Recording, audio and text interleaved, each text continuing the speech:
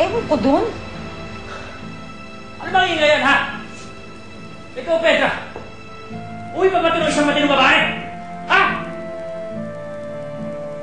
Kung ako lang ang masusunod, aalis na kami dito. Pero dahil kay Rosalinda, pagbibigyan kita. Minsan naman na.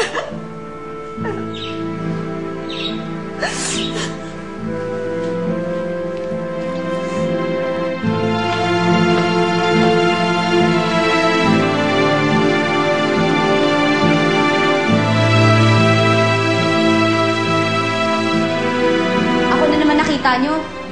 Eh di ba wala naman kayong pakialam sa akin? Sabagay. Parang naman kong pakialam sa inyo eh.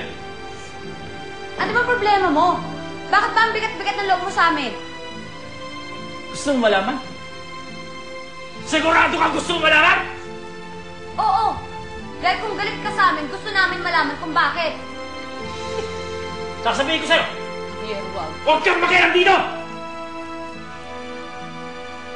Siguro nga panahon na para sabihin ko sa inyo. Bago namatay ang inay niyo, may sinabi siya sa akin sikreto. Nakasama niyang ibinaon sa hukay. Isa sa yung tatlong anak na babae ay hindi ko tunay na anak!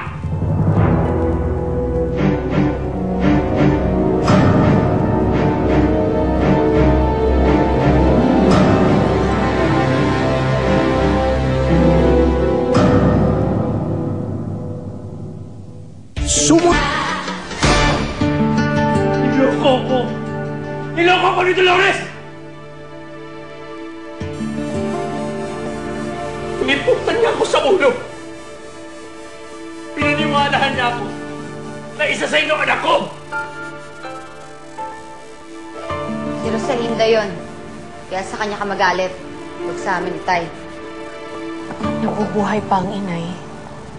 Ni minsan wala siyang nabanggit na kapatid niya si Soledad Romero. Na may kapatid siyang nakakulong.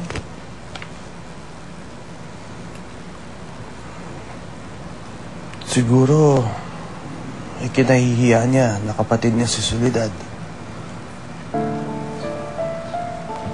Siguro nga, Fernando Jose.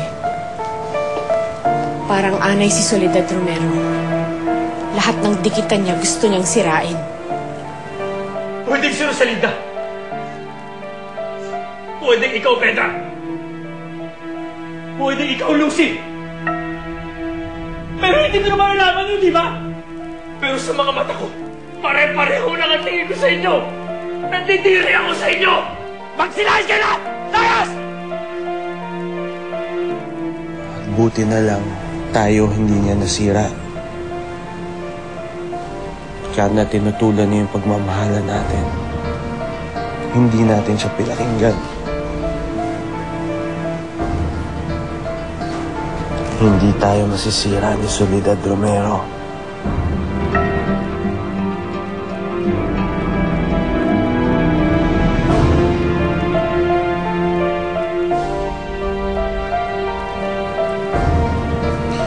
Talaga bang ayaw mo umalis dito? Huwag na tayong umalis, Fernando Jose. Nabigla lang naman ang iyong mama nung nalaman niyang tita ko si Soledad Romero. Siguro naman naiintindihan niya na kadadating pa lang ni Soledad sa buhay namin.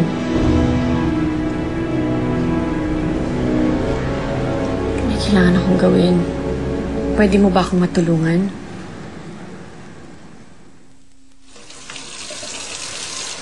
Ate, bihis ka. Nalalakad.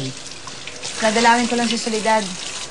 Kailangan sabihan ko siya na alam na ni Alfredo na may anak sila. Ano ba? Sige. Mag-ingat ka. Oo, sige.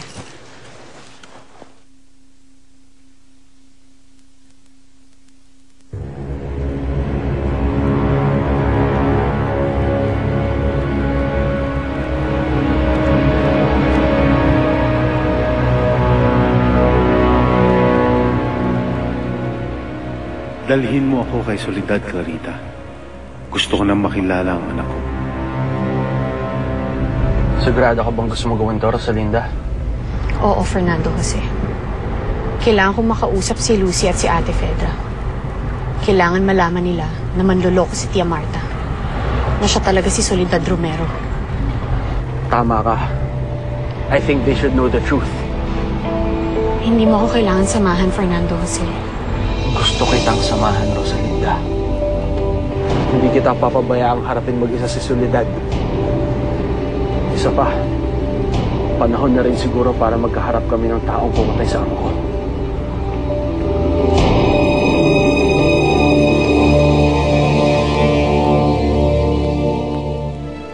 Si Alfredo ang ama ng anak ni Soledad. Hindi ako alis.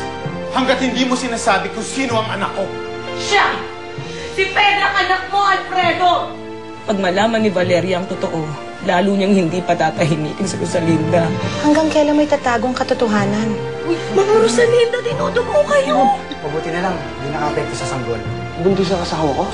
Magiging daddy na ako? Di ba pangarap mong maging mayaman? Gusto ko lang ipakilala sa inyo ang aking anak. Kung mayaman siya, ibig sabihin, mayaman ka rin. Rosalinda, kaibigan ako ni Soledad. Marami kang hindi alam, Rosalinda. Ano bang lihim yon?